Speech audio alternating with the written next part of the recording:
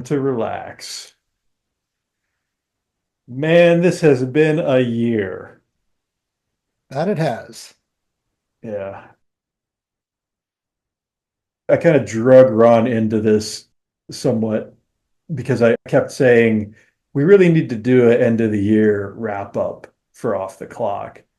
And Ron kept saying to me somewhat tentatively, I don't remember anything that happened this year. And I'm like, that's the point. That's the point because this year was crazy and it was just nonstop madness from beginning to end. But so that's what we're going to talk about for Off the Clock this time. We're going to talk about just how bananas 2024 was for both of us. So if you find that interesting, if you want to hang out with us for a hot second and wrap this year up with a nice cozy blanket, get some hot chocolate or some nog or whatever, and make it happen, that's what we're going to talk about here for the next few minutes. So yeah, 2024 was something else. And I think for me, what kind of sums it up is just the fact that I literally had at least one major release as an author every month this year. That is the first time that has ever happened for me, and it is never going to happen again because that was exhausting. It's like seven audio books, a paperback, a hardcover, ebook, four story singles, all the episodes of the podcast, launching Off the Clock as a separate show. But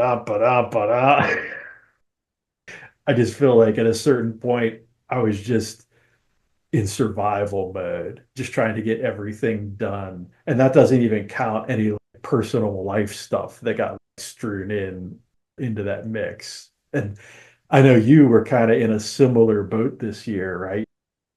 I feel like every time I talked to you, every time we had a planning meeting, every time we were like had anything to do or any kind of contact with each other, it was always like some insane thing is happening with you.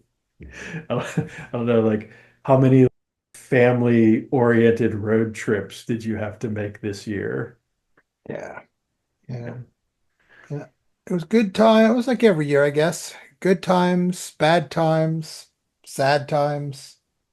Yeah. It just always seemed like things always happened at once, though, Hmm. and like these big kind of things. So kind of just, Yeah, I feel like that's kind of like the merciless thing of fate, right? Is it like you'll have these periods where like nothing's going on and then everything happens all at once. And it seems like no matter what you do to try to spread things out or to try to schedule things or whatever, just can never escape fate or never escape the random happenstance just rearing its ugly head in the middle of yeah. everything.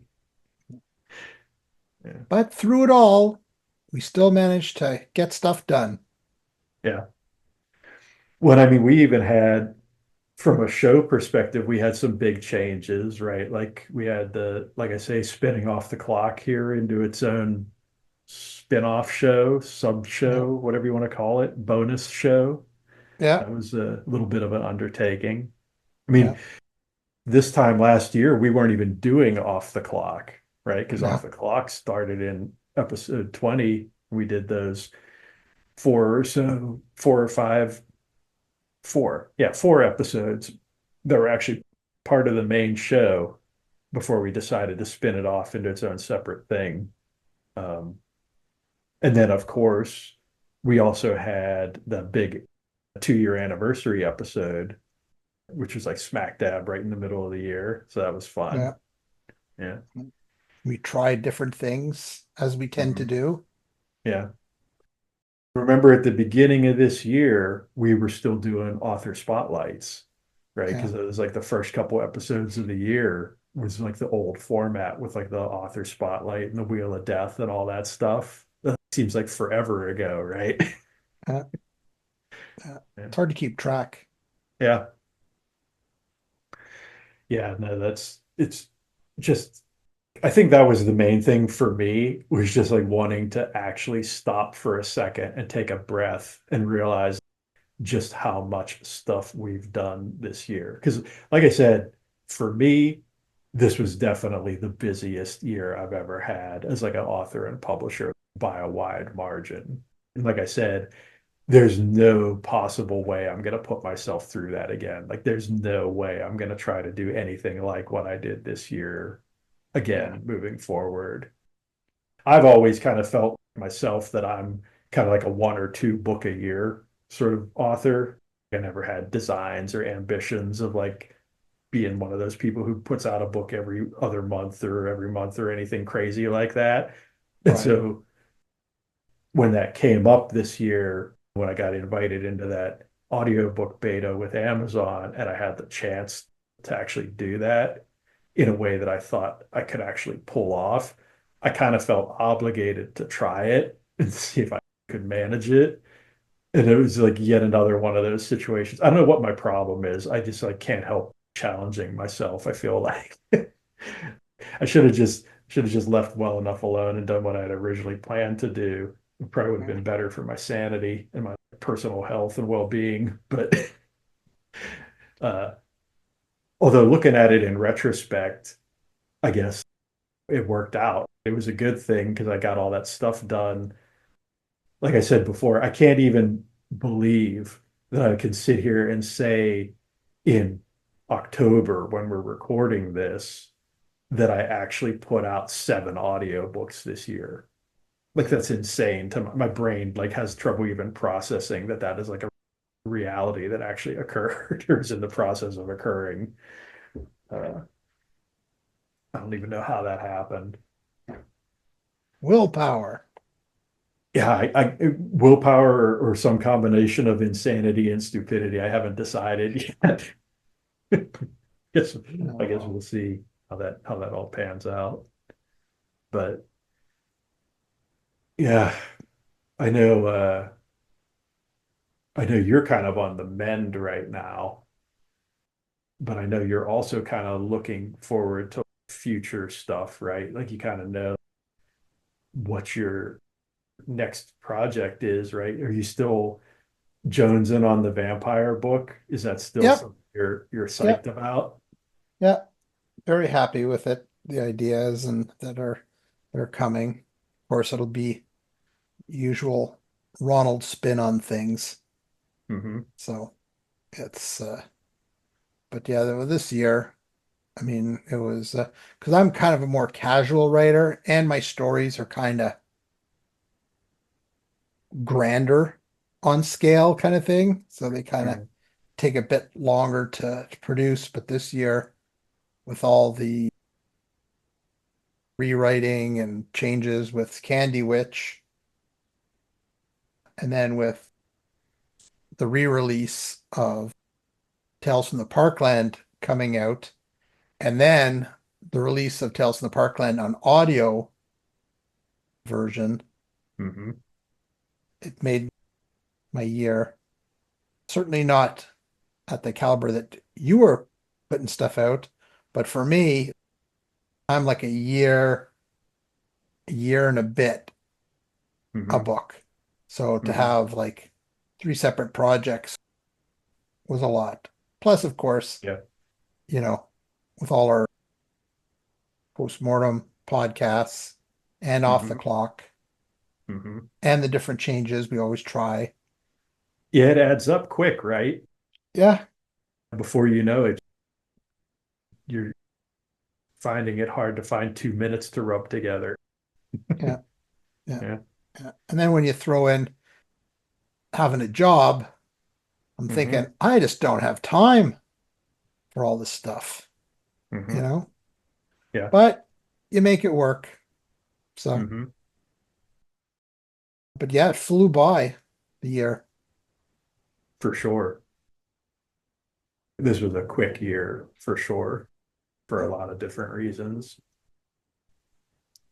But yeah, I think for me, I'm really looking forward to having a more focused year next year. Not that I necessarily think it's going to be any less busy, but I would like to focus on a handful of things, right? And really concentrate on making those handful of things as good and tight and refined as possible. Because that's one thing I found at a certain point this year was not that I think the quality of anything that I did particularly suffered, but I also found it very hard to maintain the level of quality that I want to have in whatever I do with so many different things going on, right? That kind of puts you through the ringer in a Yeah. way, because if you're, and I know you feel similarly about this, right? It's like if you're going to do something, you want to do it right, right? You don't want to half-ass anything, right? Yeah. And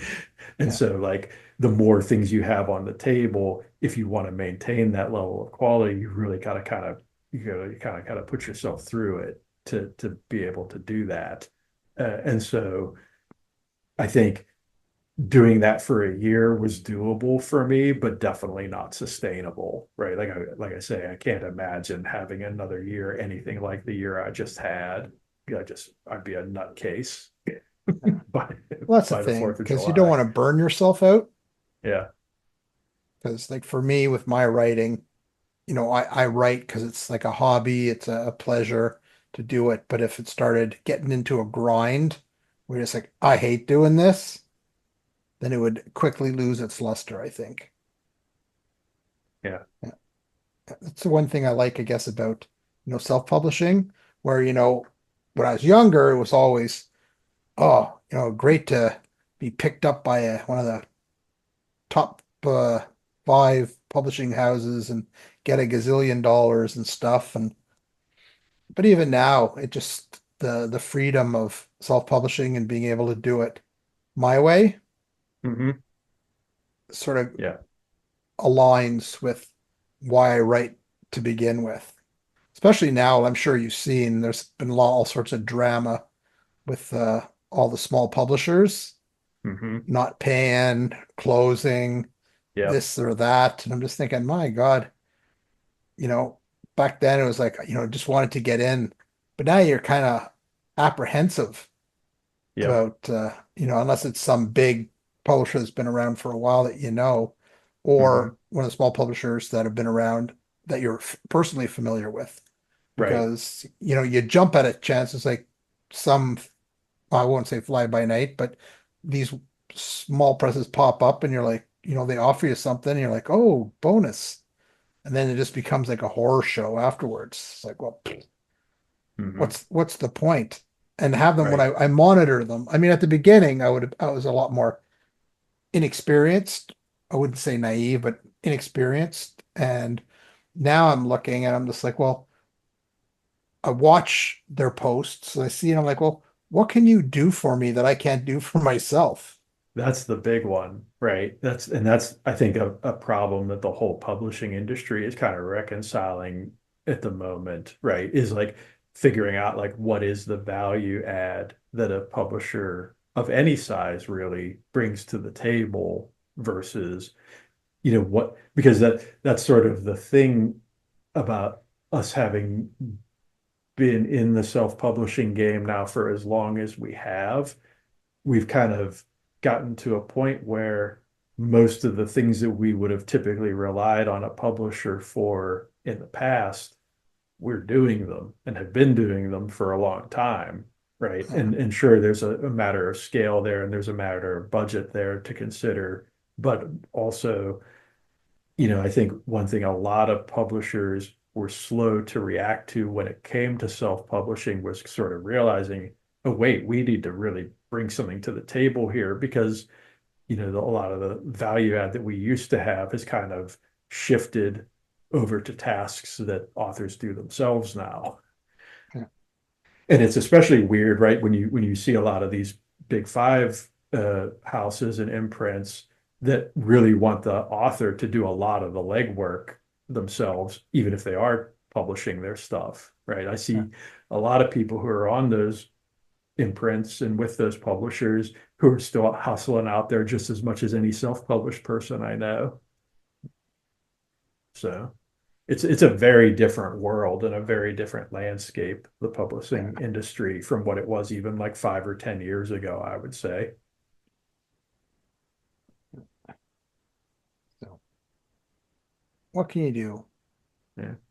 But going back to what you were saying about writing and the writing part being fun, that's another reason why I definitely feel like I won't be doing anything like what I did this year again, because one of the big things that sort of happened as a consequence of having so many releases this year was I ended up having to spend a ton of time on marketing and promotions and stuff.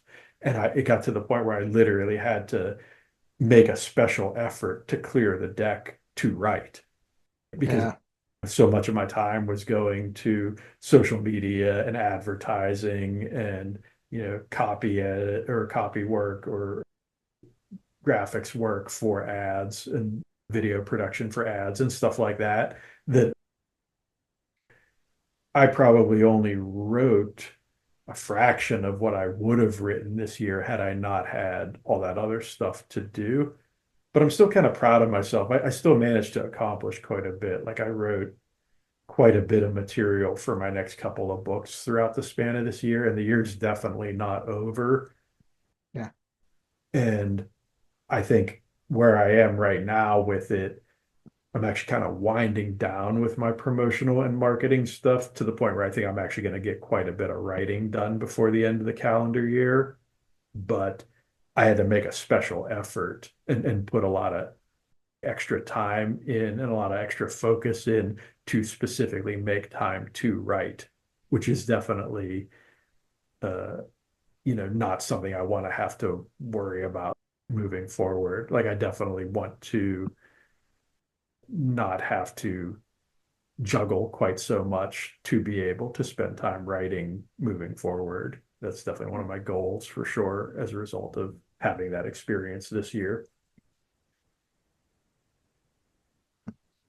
But yeah, it's funny, right? Because even having done as much as I did this year, I feel like it's inescapable, that itch for always like thinking about what the next thing is. Because I'm sitting here thinking like, yeah, I'm gonna finish this next novel, and then I get to start talking about that at the beginning of next year. That's gonna be super exciting. And like, it's funny how you almost don't give yourself credit sometimes for the things you've done, right? Because it's Yeah. like, okay, I got that done. Now I can move on to the next thing. And you don't even really get to like take a victory lap sometimes. You don't even get to like appreciate what you've accomplished because it's always like bang, bang, bang on to the next thing. And that was kind of one of the reasons why I wanted to take a minute and actually acknowledge all the stuff that we just did this year, because I think otherwise it just wouldn't happen. Yeah. Well, hopefully 2025, a spectacular year. Yeah, I think we're in really good shape as far as projects and how things are going with the show. We're creeping up on 1,000 subscribers on YouTube. That's super exciting. Might even be there by the time people see this. Who knows? But yeah, that's another thing I'm super proud of and excited about is how the show has kind of evolved this year in particular. Like I feel like we've made more growth and more progress in this past year with the show than we had in the previous two, for sure. So that's pretty exciting. Be lots of new things to watch in the new year. Got all Hmm. sorts of special new things for you. Yeah, yeah, yeah. Well, what we always say with us, you can always expect the unexpected. So the Hmm. next time you see us, get ready for some changes. Wow, you've got some guts. Yeah. Yeah, yeah. It'll be new and exciting.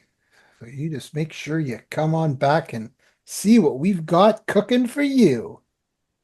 And no, Mhm. it's not a show. Yeah, despite We already despite the did that. tease you got in the previous off the clock, we're not gonna make you a cooking show just yet. We got other priorities. There you go. But we think you'll be pretty interested in our new ideas. We probably don't want to tease too hard because the nice thing about this is they don't have to wait very long because episode 30 will drop just a week after they see this. So we don't need to tease too hard, I don't think. We can just let people come to that naturally. Just There you join go. us.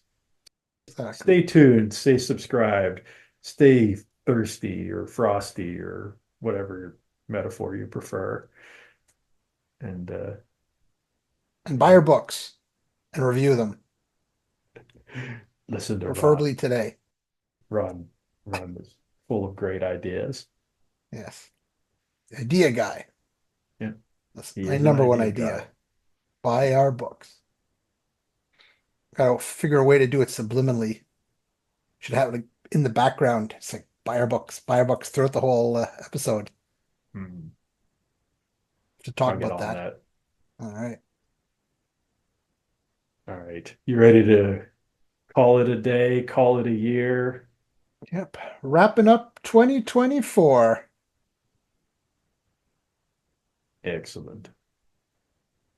See y'all in the new year. Go buy our books. Subtle. Mr. Subtle.